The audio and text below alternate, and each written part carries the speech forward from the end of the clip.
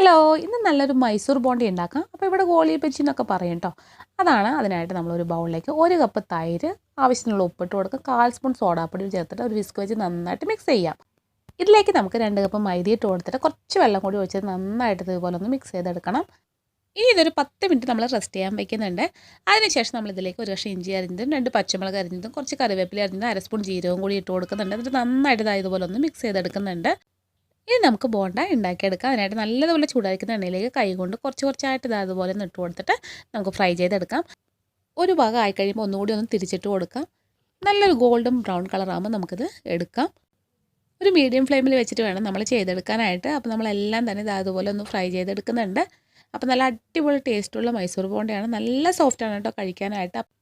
നമ്മുടെ അടിപൊളി ടേസ്റ്റുള്ള ഈ ഒരു മൈസൂർ ബോണ്ട എല്ലാവരും ഒന്ന് ട്രൈ ചെയ്ത് നോക്കണേ. വീഡിയോ ഇഷ്ടമാവുകയാണെങ്കിൽ സപ്പോർട്ട് ചെയ്യാൻ മറക്കരുത്.